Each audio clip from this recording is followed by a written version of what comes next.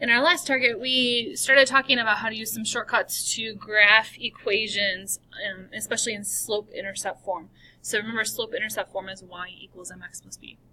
Today, we're going to start talking about how to graph linear equations that are in standard form. And there's another shortcut here. And to start this out, we're just going to focus on finding the x and y intercepts and not actually graphing them. We'll do that in the next video.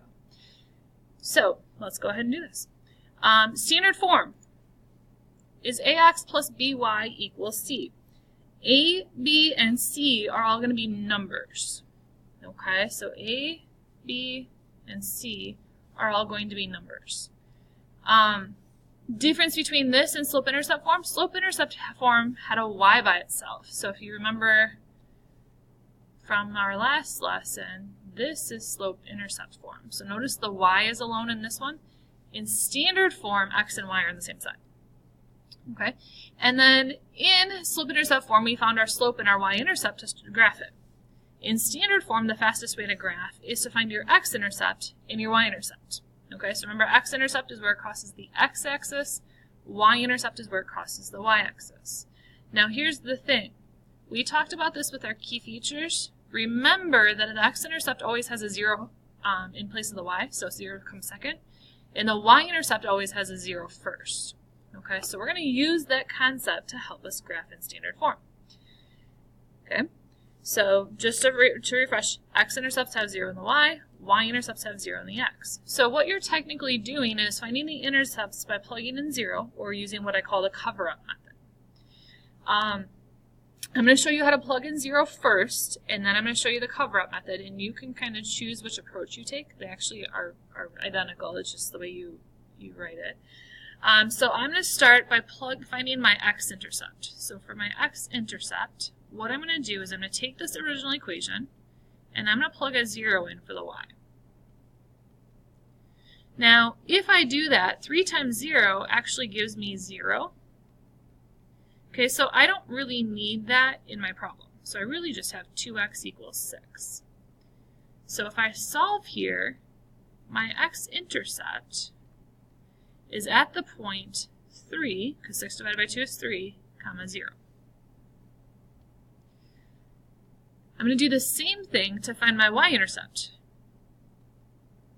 But instead of plugging my 0 in for my y, I need to plug it in for my x now. So I'm going back to the original problem, and I'm plugging a 0 in here for the x and leaving the rest of it. Well, 2 times 0 is 0. 0 we don't really need in the problem, and that's a plus, so positive 3.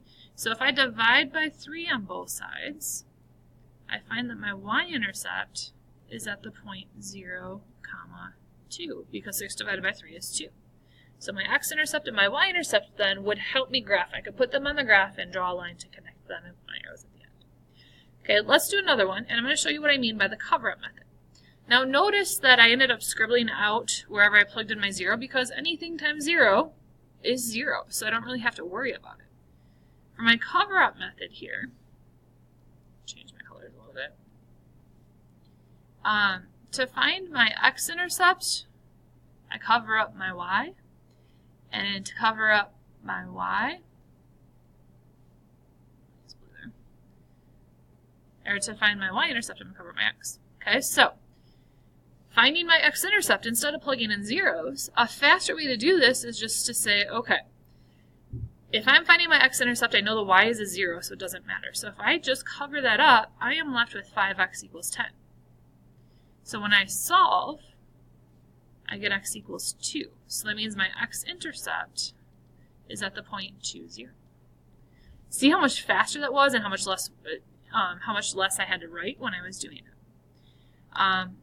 To find my y-intercept, I'm going to move that over and I'm going to cover up my x now.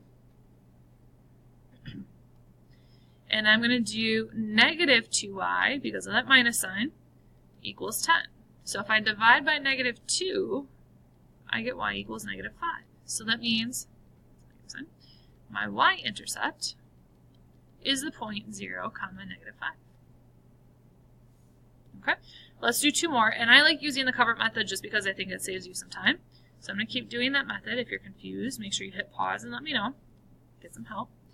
So for the next one, I'm going to cover up my y and I have 5x equals negative 20. So if I solve for x, I get negative 4. So that means my x-intercept is the point negative 4 is 0. Okay, move that over. Now I'm going to cover up my x and do the same thing. I'm going to do 4y equals negative 20 and divide by 4. So I get y equals negative 5.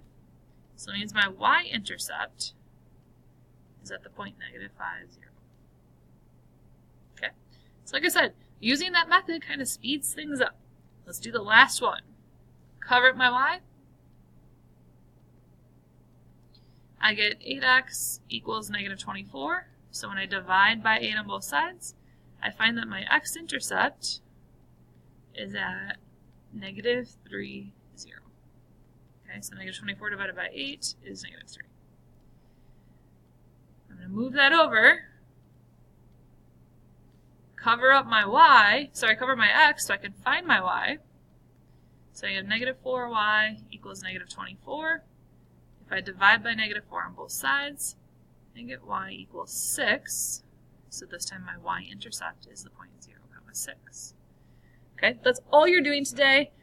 Using zeros to plug them in or the cover-up method to find your x and y intercepts.